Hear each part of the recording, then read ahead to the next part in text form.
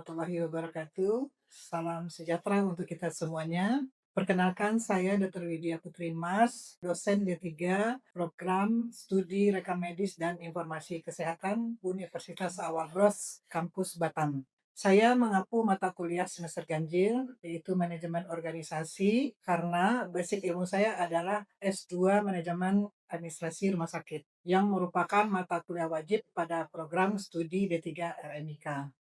Mata kuliah ini mempunyai bobot 2 SKS dengan rincian teori, tugas kelompok, kemudian juga presentasi dari mahasiswa. Dengan deskripsi mata kuliah manajemen organisasi ini meliputi konsep manajemen, teori-teori manajemen, karakteristik manajemen, kemudian juga kepemimpinan, komunikasi dalam organisasi, kemudian juga menjelaskan analisa SWOT dalam mengambil keputusan dalam satu organisasi.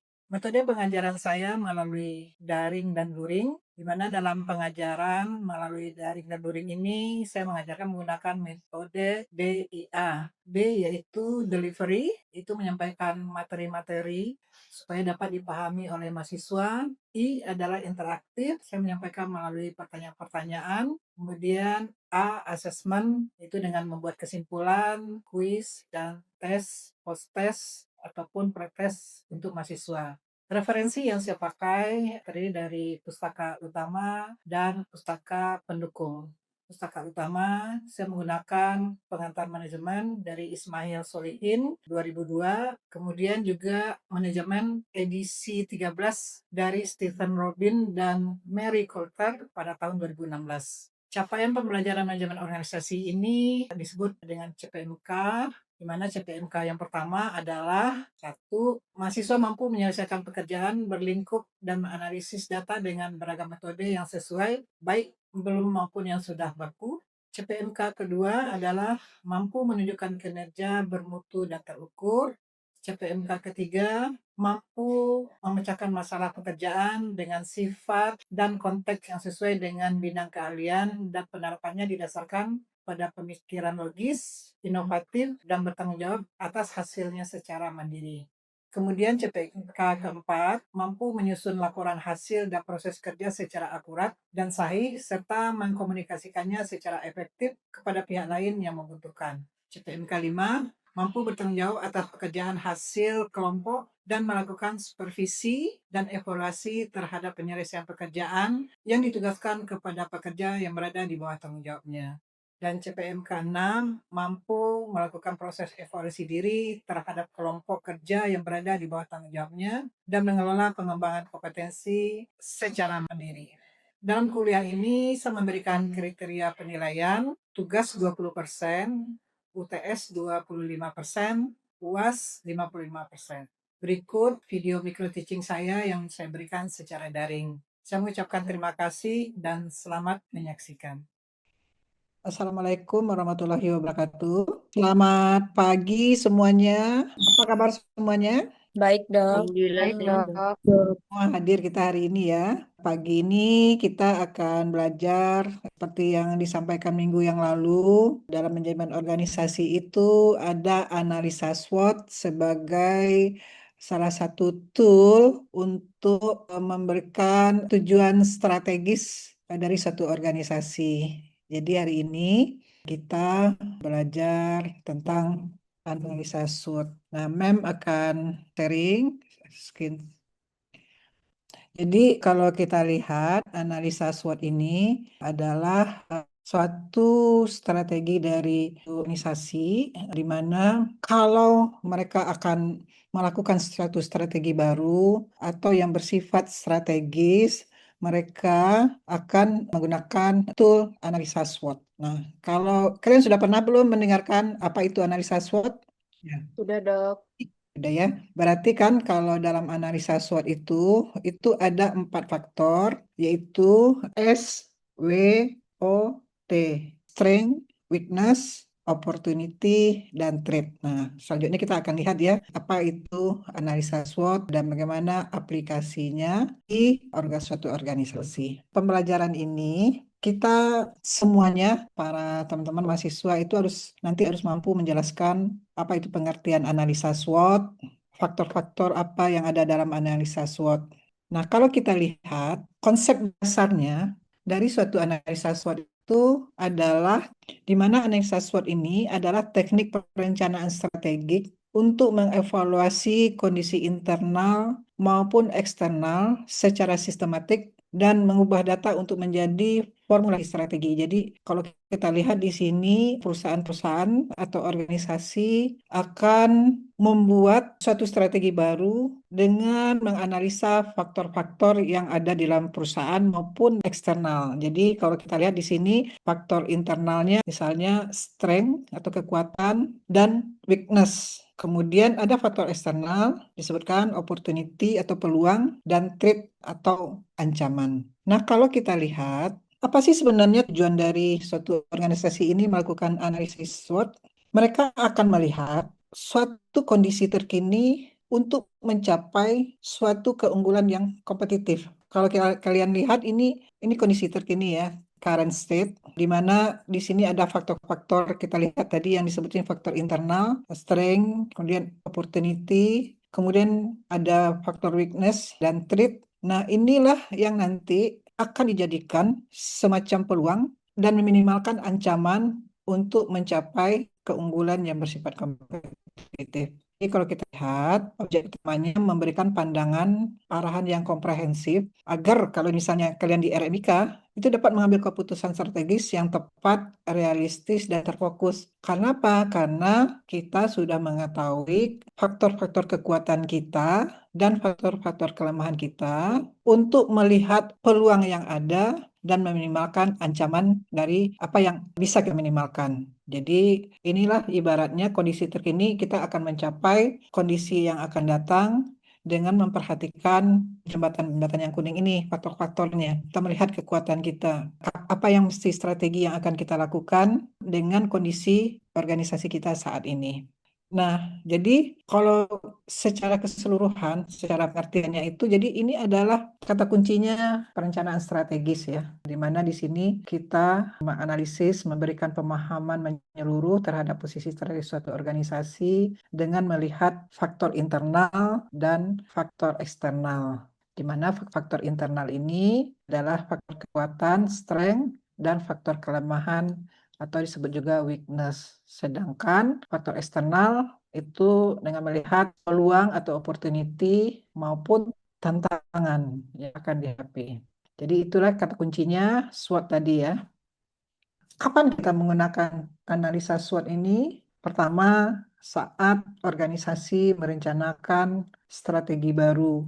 Karena kondisi organisasi saat ini berada di suatu titik jenuh sehingga mereka akan merencanakan satu strategi baru sehingga organisasi itu akan atau bisnisnya akan berjalan lebih loncatan lebih jauh ke depan. Dan yang kedua, itu menghadapi perubahan pasar atau tren baru. Sehingga kalau organisasi tidak berubah, mereka akan ketinggalan. Dan yang ketiga adalah ketika organisasi atau bisnis mengalami tantangan secara internal. Jadi ada perubahan, misalnya terjadi perubahan pemilikan atau akan menjadi suatu organisasi TBK, asalnya kerjasama dengan asing, sehingga faktor internal itu akan bergejolak. Nah, sehingga perlu dilakukan suatu analisa SWOT. Dan terakhir itu juga sebagai bagian, misalnya evaluasi berkala, misalnya evaluasi tahunan, biasanya sih lebih panjang ya, bisa 2 tahun, ada 3 tahun, karena rencana strategis itu adalah rencana jangka panjang, sehingga akan dilakukan evaluasi berkala, apakah sudah tepatkah strategi-strategi yang dilakukan, atau ketika strategi kita dilakukan misalnya sudah berjalan 2 tahun, ternyata tidak terjadi perubahan, kita perlu melakukan perubahan strategi baru sehingga dilakukanlah analisa SWOT dengan melakukan kembali melihat faktor-faktor internal dan faktor-faktor eksternal tadi. Tidak fokus harus setahun, 2 tahun, tapi apabila terjadi perubahan pasar atau tren baru dalam waktu yang cepat, bisa juga dilakukan analisa SWOT ini dengan identifikasi faktor-faktor internal dan eksternal tadi ya. Oke, kita lanjut. Nah, gimana cara menyusun suatu analisa SWOT ini? Nah, kalau kita ibaratkan di suatu rekam medis, ataupun di suatu organisasi apapun, yang paling penting itu adalah pertama, misalnya ini saya contohkan di dalam rekam medis ya. Karena ini terjadi perubahan misalnya dari manual ke digital. Kita harus melakukan pertama pengumpulan data, baik data kuantitatif maupun kualitatif. Berarti kualitatif bisa saja melalui wawancara staf.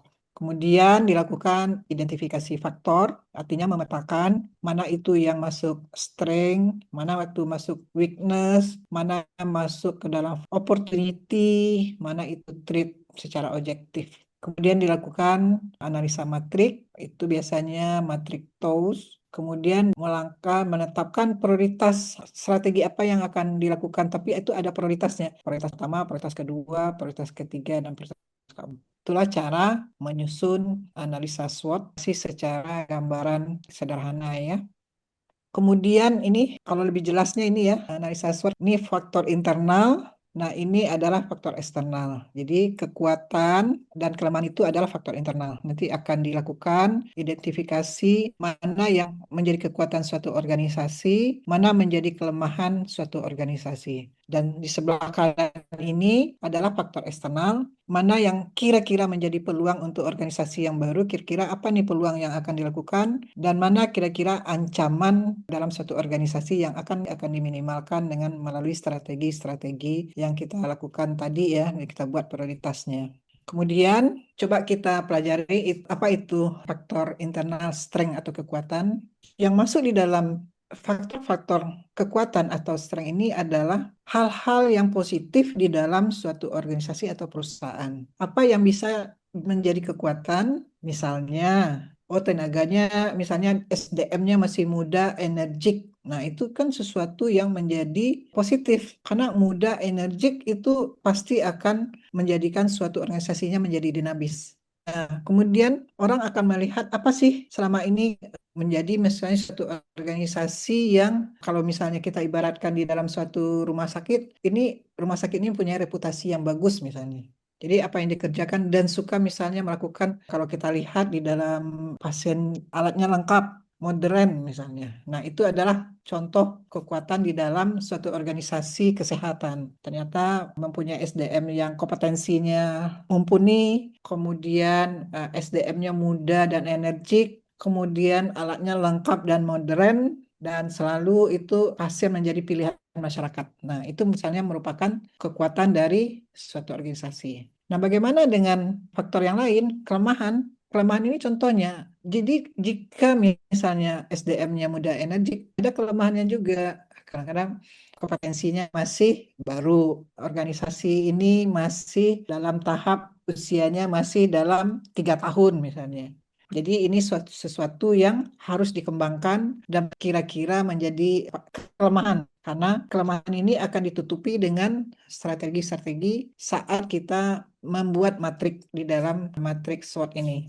Nah, apa itu peluang, opportunity? Peluang itu adalah faktor eksternal di mana sesuatu hal yang bisa kita ambil dari peluang ini. Misalnya ada teknologi baru yang akan mengubah suatu organisasi. Oh, ternyata orang banyak menggunakan teknologi baru ini. Kenapa tidak kita lakukan, kita kaji, dan kita beli, dan kita gunakan. Jadi, apa yang kira-kira bisa kita lakukan dengan peluang dari faktor eksternal. Kemudian contohnya lagi misalnya secara adanya regulasi baru yang misalnya nih contoh dengan adanya pembebasan pajak pembelian alat-alat kesehatan. Nah, ini kan merupakan suatu peluang.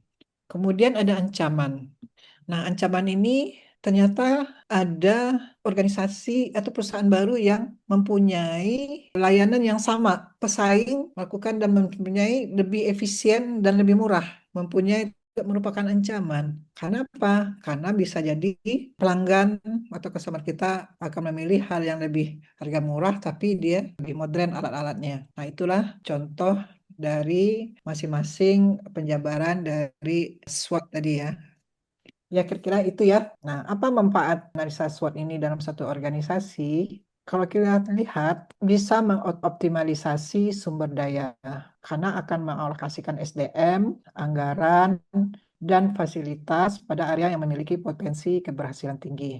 Yang kedua, ini juga memitigasi risiko karena kita sudah mengidentifikasi faktor-faktor kelemahan dan membuat strategi-strategi baru. Kita sudah bisa dapat mengidentifikasi kira-kira di mana titik kelemahan dan strategi apa yang akan kita lakukan. Yang ketiga merupakan evaluasi yang objektif, jadi tidak kira-kira ya. Oh, mungkin karena ini, mungkin karena ini. Tapi karena kita sudah tadi mengidentifikasi faktor-faktor, evaluasinya bersifat objektif. Jadi memberikan gambaran yang secara keseluruhan atau holistik berbasis data, bukan berdasarkan asumsi, dan dapat mengetahui posisi strategi dari suatu organisasi saat ini. Dan juga merupakan panduan inovasi. Karena kita kan tadi salah satunya kita pengen ada layanan baru.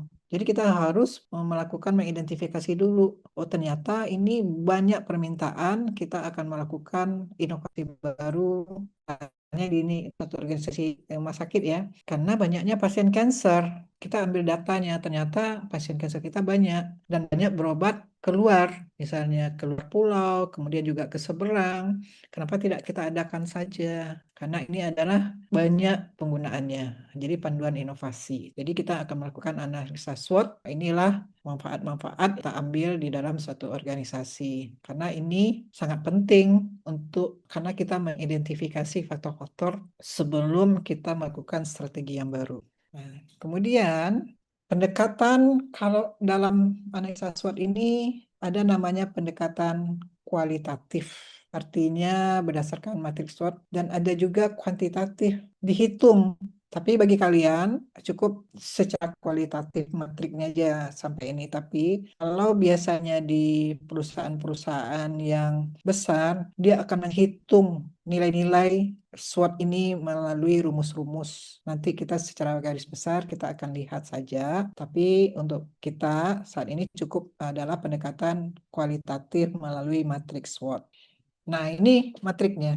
Kalian bisa lihat di sini ada yang kiri, ada yang kanan, ada yang warna kuning ya, ada yang warna kanan. Yang kuning ini adalah kita lihat semakin dia membantu pencapaian. Jika kekuatan, jika digabung dengan opportunity, itu akan membantu pencapaian. Kalau yang sebelah kanan, kelemahan dan ancaman, itu akan menghambat pencapaian strategi. Nah, inilah kalau kita lihat, kita petakan untuk gimana kita membuat dalam matrik ini membantu nilai yang sebelah kiri ini lebih tinggi sehingga kita bisa mencapai target atau mencapai suatu strategi baru. Karena itu bisa kita kendalikan, misalnya faktor internal dapat dikendalikan. Kemudian opportunity kita tangkap. Nah, kalau digabungkan SO ini akan dapat membantu pencapaian. Nah, yang sebelah kanan ini weakness, kelemahan, dan ancaman ini kita perlukan juga untuk memitigasi risiko. Bagaimana hal-hal ini kita minimalkan sehingga menghambat pencapaian ini nilainya lebih rendah. Ini kemudian ini sama tadi ya strateginya. Ini faktor di atas adalah faktor internal, strength dan weakness. Kalau kuadran yang sebelah kiri eksternal ini kita lihat ini ada opportunity dan threat. Nah, ini adalah strategi-strategi yang digunakan apabila opportunity ketemu dengan strength, kita dapat memanfaatkan peluang. Apabila weakness, kelemahan dengan ada opportunity, kita mencoba strategi yang meminimalkan kelemahan untuk memanfaatkan peluang. Apabila ada threat dengan kekuatan, strategi yang kita capai adalah mengatasi ancaman. Apabila ada weakness dengan threat, strategi yang minimalkan adalah menghindari ancaman. Inilah yang disebut dengan matrik SWOT secara kualitatif diciptakan oleh Kearns. Nah, ini ya yang lebih jelasnya. Ini ada faktor internal kekuatan. Kalau kita lihat di sini ketemu dengan peluang, gunakan secepat-cepatnya, eksploitasi pasar, langsung jalankan, bersifat agresif. Kemudian faktor internal dengan ancaman, kita mencoba gunakan kekuatan untuk menghindari atau mengurangi dampak ancaman. Kalau kita lihat faktor internal kelemahan dengan faktor eksternal ada ancaman, ya kita mencoba mengatasi kelemahan internal dengan memanfaatkan peluang eksternal. Begitu juga strategi internal kelemahan dengan ancaman, ya bertahan dan menghindari ancaman. Kalau pendekatan kuantitatif, ini sifatnya kalian hanya tahu kalau ini memang melalui perhitungan analisis SWOT yang dikembangkan oleh Pearce dan Robinson, sehingga bisa diketahui secara pasti posisi organisasi yang sesungguhnya. Tapi ini juga sebenarnya lebih kurang prinsipnya sama kalau kita lihat dengan matrik tadi yang bersifat kualitatif, tapi kalau kuantitatif ini melalui hitungan-hitungan yang kita buat sendiri. Kita bisa menghitung nilainya misalnya 1, 2, 3 ya. Tapi kita menghitung sendiri sebenarnya. Kalau kuantitatif itu kita melalui namanya tabel eksternal faktor, kemudian ada faktor juga tabel internal faktor yang namanya EVAS dan IVAS. Kemudian kita memberikan skor dan bobot setiap faktor yang telah diidentifikasi baik itu faktor internal maupun faktor eksternal. Jadi kita memberikan skor masing-masing. Skor itu tergantung dari kita yang memberikan. Kemudian kita mengalihkan skor tersebut di setiap faktor SWOT, kemudian kita melakukan jumlah, kemudian mencari posisi dalam kuadran X dan Y. Ini contohnya seperti ini ya. Nah, kita buat dulu tabelnya. Ini kekuatan, kita skor dulu berapa kekuatan, kemudian kita bobot, kita kalikan. Ini total kekuatan. Begitu juga kelemahan, kita skor mulai dari 1 sampai 10, kemudian kita totalkan. Kemudian kita setelah total kekuatan dan total kelemahan dikurangkan, dapatlah nilainya X gitu ya. Nah, ini kita lihat di sini ya. Sama dengan trik SWOT yang tadi yang sifat kualitatif. Nah, kalau nanti kita lihat yang paling kanan ini antara strength dan opportunity ini harus agresif, progresif kita lihat. Kemudian antara ada peluang dan ancam, kita bisa melakukan strategi-strategi. Nah, kalau antara kelemahan dan ancaman, ini strateginya adalah strategi bertahan. Kemudian kekuatan dengan ancam-ancam kita membuat melalui produk baru namanya diversifikasi strategi. Di sini bermacam-macam strategi-strategi kita lakukan. Nah, inilah kalau kita lihat strategi-strategi trik kuantitatif setelah dijumlahkan. Karena makin ke kanan, makin ke atas itu makin bagus. Nah, strategi ke kiri kita perlu melakukan baik itu strategi melalui strategi yang sifatnya fleksibel maupun strategi mengambil strategi-strategi baru. Kemudian yang sebelah kiri juga ada strategi bertahan. Nah, ini tadi kita lihat ya kuadran 1. Ini kuadran 1 ya, kita lihat udah ada nih kuadran 1. Nah, biasanya kuadran 1 ini organisasi berada pada kondisi prima dan mantap, sehingga sangat memungkinkan untuk terus melakukan ekspansi, membesarkan usaha, karena organisasinya tumbuh dan berkembang. Jadi, dia harus bisa melakukan ekspansi yang baru, yang baru, yang baru, yang baru. Nah, kalau kita lihat di kuadran 2 tadi, ini ya, kuadran 2 antara kekuatan dan ancaman, ini kondisi organisasi cukup mantap, tapi menghadapi banyak hambatan. Jadi diperlukanlah berbagai macam strategi atau produk-produk baru, berbagai produk untuk cara bisa bertahan terhadap hambatan-hambatan atau ancaman. Kemudian kita lihat ya, ada di kuadran 3 kiri atas, organisasi atau usaha sebaiknya mengubah strategi karena dikhawatirkan strategi yang lama yang sudah usang akan sulit menangkap peluang. Jadi ubah strategi. Kemudian yang kiri bawah, organisasi usaha disarankan menggunakan strategi bertahan karena ada ancaman dan juga ada kelemahan. Jadi ada ancaman tapi sementara kita tidak berdaya. Maka dianjurkan untuk bertahan, memperbaiki diri, kemudian memperbaiki layanan sambil terus berbenah, menata kondisi internal, meningkatkan kompetensi SDM, sehingga kondisi-kondisi perusahaan itu bisa bertahan dan tetap tumbuh walaupun sedikit.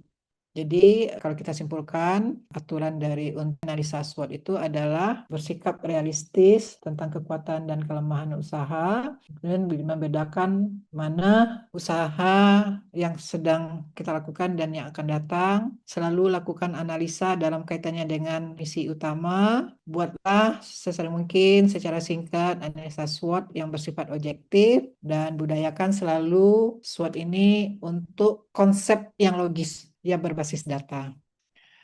Tapi walaupun kita disarankan itu bahwa ada kelemahan keterbatasan dari analisa SWOT ini karena analisa SWOT ini terlalu menekankan kekuatan internal. Karena kita yang melakukan, mengidentifikasi, membuat sendiri, kita akan selalu berusaha mencari kekuatan-kekuatan internal kita dan kadang-kadang kita lupa mengabaikan ancaman eksternal. Kemudian analisa SWOT ini dia bersifat statis dan dapat berisiko untuk mengabaikan perubahan keadaan di sekitar kita. Jadi karena selalu mengulang-mengulang faktor internal dan eksternal, jadi dia sifatnya statis. Kemudian analisa SWOT ini terlalu menekankan kekuatan atau aspek strategi tunggal. Jadi karena apa? Karena kita yang buat, oh kita selalu ini jadi pilihan masyarakat, padahal sebenarnya belum tentu. Kita mempunyai alat modern, padahal sebenarnya belum tentu, karena bisa jadi pesaing kita juga sudah punya alat. Dan yang terakhir adalah suatu kekuatan yang tidak selalu merupakan sumber kompetitif yang menguntungkan, karena kadang-kadang karena dia lebih menekankan faktor internalnya, strength-nya lebih banyak, sehingga kadang-kadang kita lupa bahwa sumber itu belum tentu benar, karena sebenarnya di luar sana lebih banyak ancaman. Jadi itulah sekilas tentang analisa SWOT. Siapa yang mau bertanya? Yang masih belum mengerti, silahkan bertanya. Izin dok bertanya terkait SWOT tadi, kira-kira bagaimana ya dok cara paling mudah nih membedakan mana yang termasuk kekuatan atau strength dan mana yang termasuk peluang atau opportunity dok, agar kita nggak keliru nanti saat menyusun matriksnya. Oh ya, kekuatan itu adalah faktor internal organisasi kita. Ini loh kekuatan dari contoh rumah sakit ini mempunyai alat yang lengkap dan canggih. Itu contoh kekuatan. Kalau peluang adalah faktor eksternal. Ternyata ada regulasi pemerintah atau regulasi yang menyatakan bahwa alat canggih diberikan insentif pajak. Ini kan merupakan peluang. Itu adalah faktor-faktor eksternal namanya. Yang lain? Izin bertanya dok, yang analisis SWOT tadi jika dikaitkan dengan rekam medis seperti penerapan RME itu kan merupakan peluang bagi unit rekam medis. Nah, bagaimana strategi SO dapat dimanfaatkan agar peluang itu benar-benar bisa meningkatkan kualitas informasi kesehatan? Ya, jadi kalau untuk perumusan strategi matrik pada RMIK, pada misalnya perubahan-perubahan semacam kuliah manajemen perubahan ya, misalnya untuk rekam medis manual menjadi rekam medis digital. Nah, strategi-strateginya tadi misalnya itu dengan melakukan strategi-strategi weakness atau strategi-strategi SO untuk mencari misalnya strategi DO misalnya mencari dukungan direktur, mempercepat persetujuan anggaran misalnya ya. Strategi strength dengan trade misalnya memberdayakan staf RMIK yang kompeten untuk membuat SPO misalnya. Kemudian strategi weakness dan threat atau ancaman, ia melakukan kerjasama-kerjasama jangka panjang dengan vendor-vendor agar melakukan pelatihan-pelatihan mengatasi keengganan untuk beralih ke sistem digital. Itu contoh-contoh di RMIK ya, perumusan strategi-strategi tadi. Yang lain? Izin dok, Claudia mau bertanya dok, bagaimana cara kita itu menentukan strategi yang harus dijalankan duluan jika anggaran atau SDM-nya itu terbatas dok, dari 4 strategi tadi dok. Oke. Jadi kita bagaimana cara memilih strategi untuk dengan anggaran yang terbatas ya. Jadi kita kan telah melihat strategi-strategi tadi ya, mana kita akan melakukan meranking nih. Kira-kira apa strategi-strategi yang akan kalian buat misalnya yang paling pertama kita membuat prioritas permasalahan, kemudian prioritas langkah yang akan dilakukan. Kalau misalnya yang itu kita membuat bobot dari strategi-strategi tersebut melalui menghitung poin-poinnya, kira-kira mana yang paling urgen setelah kita melakukan pembobotan risiko-risiko masalah tersebut dengan sering terjadinya permasalahan tersebut. Dan kita melakukan melalui angka yang paling tinggi, itulah yang akan kita lakukan strateginya dulu. Kemudian membuat SPO langkah-langkah inilah yang harus dilakukan dulu karena inilah kelemahan paling sering itu. Claudia, Baik dok, terima kasih dok. gimana? Sudah mengerti semuanya, teman-teman? Masih ada lagi yang bertanya? Sudah cukup mengerti semuanya? Sudah dok. Sudah, Mem. Ngerti dok. Oke, terima kasih. Assalamualaikum warahmatullahi wabarakatuh. Terima kasih, Dok. Waalaikumsalam warahmatullahi wabarakatuh. Terima kasih, Terima kasih, Mem. Dok. Ya, sama-sama. Terima kasih, Dok.